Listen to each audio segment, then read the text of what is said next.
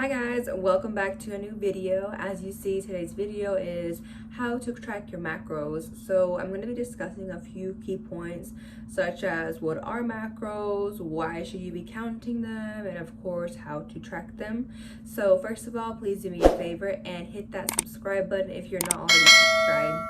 I know it's a game, I'm not gonna play, but maybe you should do whatever you need to erase me. It's all just a game, you think I'm gonna play, but maybe you should do. Alright guys, so what I did was I did a poll on my Instagram on what kind of videos, what kind of content you guys wanted to see. And I had a lot of people ask that I do a video on how to count your macros, and a lot of people have trouble with that and they don't really know the difference between a calorie and a macro. So I'm going to be describing that first. I'm going to be defining that so we can get into the actual macro counting. Okay, so let's get into the video. First, let's define what a calorie is and what a macronutrient is. A calorie is a unit of energy, and a macronutrient, that is what makes up a food. Macro is short for macronutrient, and there's three different kinds of macronutrients. There's protein, fats, and carbohydrates. So now that I've given you the definition, let's go over why it's important to track your macros. So just as an example, let's say there's somebody that is on a 2,000 calorie diet. Those 2,000 calories can be anything. Like they can be eating McDonald's, fast food, not so healthy choices, okay? Those 2,000 calories can be nothing but potatoes. 2,000 calories is 2,000 calories. Kind of like the example, 1,000 pounds of bricks and 1,000 pounds of feathers. They're both 1,000 pounds. 1,000 pounds can be made up of everything. It's all 1,000 pounds. Same thing with this. Those 2,000 calories can be made up of any and every kinds of food. It's all going to be 2,000 calories. However, what makes a difference in that diet is the macronutrients. So those macronutrients are going to vary from person to person depending on their goals. For example, my macros are not going to be the same as Susan's over here. Everybody's macros is going to be different depending if they want to gain, they want to lose, they want to maintain. Okay, so you don't want those 2,000 calories to be meaningless. You want those 2,000 calories to be meeting the macros that you need for your body. And I can personally tell you guys that I saw the most changes in my body once I started counting my macros. Because for the longest, I was just tracking my calories. Like, okay, I need to be consuming 2,000 calories to reach this goal. But honestly, I probably wasn't eating enough protein to build those muscles. I probably wasn't eating enough carbohydrates to have a sufficient amount of energy in the gym. And I probably wasn't consuming sufficient amount of fat.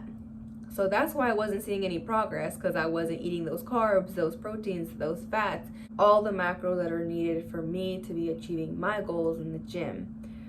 So that's why it's extremely important to be knowing what you're putting into your body. So when you get into the gym, you use that energy to build, and see the changes that you want to see. So don't let the calories that you're consuming be empty or meaningless. You want to be sure the calories that you're consuming are meaningful. It contains the protein, the carbs, and fats that you need to be consuming. Some of you may not know what your macros should be, and you have no idea where to start. A good website that I have used before is called iifym.com. ifitfitsyourmacros.com.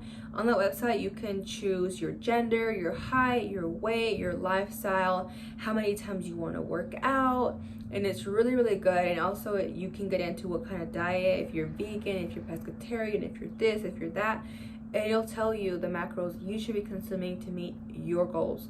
Once you have those numbers, those key numbers, then you can track those macros to be sure you are meeting those numbers. So now that I went over the definitions for calories and macros, what's the difference in them, why it's important to count your macros, and how to do that, and how to get your own macros, now we can get into how to actually track them, what I use to track them. So the app that I use is called MyFitnessPal. You can get it on Android or iPhone. It is a free app. You don't have to pay for it. They do have a premium version, but honestly, I use the free version. You can honestly do what you need to do without having to pay for it. So let's jump into that. Let's get into the MyFitnessPal app. So I'm going to be using my iPad so you guys can see it up close and know exactly what it looks like. I use it on my phone, but I'm going to show it to you guys on my iPad so you guys know what it looks like. Alright guys, so this is what the app looks like. It's the only app that's on my iPad screen right now. So let's jump into that. If you click on the icon, this is what it brings us to. There's a couple options at the bottom. There's home, food diary, exercise diary, progress, nutrition, and then the 3 dots that says more. So you want to hit the 3 dots and it brings you to this screen right here. The ones you want to be focusing on is the one that says goals and nutrition towards the top. So whenever you first make your account with MyFitnessPal, you want to come to the goals section. When you go to the goals section, you can select your starting weight if you want to, your current weight if you want to, but the most important part is right here, the calories and carbs section. So if you did go to the website iifym.com, you can come in here and the calories it gave you, you can input it in here. You can edit it. So once you put in the calories that you were given, then you can come here and arrange your macros. There's carbohydrates, protein, fats. This is just an example, okay? So if you click on one, here it brings you your carbs, protein, and fat. That's how you fix your calories. That's how you fix your macros. I know that if you get the premium account, you can manually put those numbers in. With the free version, you just have to make sure the percentage is equal to 100. So that's one of the perks of paying for the app. But honestly, even though it doesn't give me the exact numbers that I want to go by, I'm still able to see how much I'm eating, and that's all that's important to me.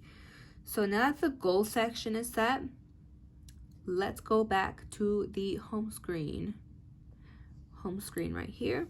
So whenever you want to input some food, you hit the plus button and you can hit food. And you have the option to do breakfast, lunch, dinner, or snack. Let's just do a snack, just as an example.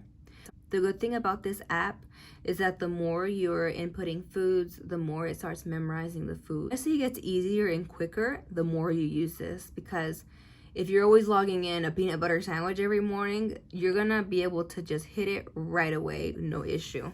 So let's just give you guys an example food that we can log in. We have these Nature Valley XL protein bars, 15 grams of protein. Let's type that on MyFitnessPal and see what comes in. This is what comes up whenever we type in Nature Valley XL protein. So there's a list of options that you can select from. You want to choose the one that is most accurate to the food you're typing in. So try to at least look at the calorie amount, and once you see the calorie amount, then you can select it. Take a look at the macros that it says, and if it's accurate, then you can just hit the check button up at the top, and boom, it's logged into your diary. The good thing about it is that as soon as you're logging in foods, it automatically gives you the calories you have left you can eat in the day. So right now I have 2,110 calories left. So the more you're logging in foods, the more the numbers start reflecting how much you have left. So you can constantly be looking at the app and seeing how many calories you have left. One thing that you definitely want to be doing is you want to be reading those nutrition labels, because let's pretend you're eating a bag of chips and you've already ate 2 or 3 handfuls, and then you come into your app and you want to put that in there, but you don't know how much you ate, so you're not going to know how much to put in there. So that's why you need to be reading those nutrition labels, so you can know how much is in a serving size, so you can know how much you're eating and you know how much to put in here. So as an example, let's hit the plus option, food option, snacks option. Let's use the sun chips as an example. Okay, so here's our sun chips. So 14 chips, that's 1 serving. Let's pretend you had 28 chips. You can manually put in here you had 2 servings. So that's how you change the serving size for foods. You're able to go to number of servings. You can do 2, 2 1/3, 2 1/2. You can do fractions. You can also do decimals. I like using the fractions, honestly. But this is how you change the serving size. And when you change the serving size, it automatically changes for you up top. The calories, the proteins, fats, carbs, everything you need to be knowing. Now, how do you check your macros that you've been eating so far? If you hit the more section right here, you want to go to nutrition. When you go to nutrition, here's the macros we have ate so far today. So far, we have ate 20 grams of carbohydrates, 19 grams of fat, and 15 grams of protein. And I like how it gives you a little pie graph so you can see the percentage of what your macros consist of. But yes, this is how you do it as you're logging in foods, your breakfast, your lunch, all your snacks. You can be checking in what your macros are looking like. Even though you can't put the exact macros as your goals, because let's pretend you have the free version, you can still come in here and see how many macros you're eating. So if you know that you want to consume 180 grams of carbs and it's only letting you put 170 because of the percentages, you can still keep up with the amount of carbohydrates you're consuming. So very simple to use, guys. You can also log so many other things too, your steps, you can add reminders, there's goals, there's a lot of different things you can use. But this is pretty much what the app consists of. I'm always using the plus option to log in food, and then the 3 dots under more, and then under nutrition, and then I can see my macros. So all day long, I'm just logging in the foods that I'm eating. And once I've logged in those foods, I'm able to see what my macros look like.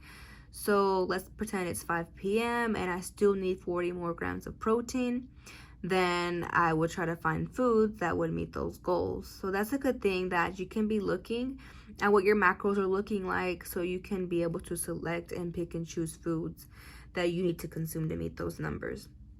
But that was just a short tutorial on how to use this app. It's quite simple. This is the iPad version, but it's pretty similar on the phone version. Alright guys, so I hope the tutorial was somewhat helpful and useful for those of you who've never used MyFitnessPal. Now you can see how easy it is for me to log in a meal, check my macro, check my calories with a simple click of a button. One thing that I do want to add and emphasize is you want to get used to reading those nutrition labels, getting familiar with serving sizes. If you want to invest in some measuring cups, that would be a great idea if you've never measured your foods out or anything like that. It's definitely a good idea. Also, there's going to be occasions, there's going to be plenty of times where you're not exactly sure how to log in a particular meal.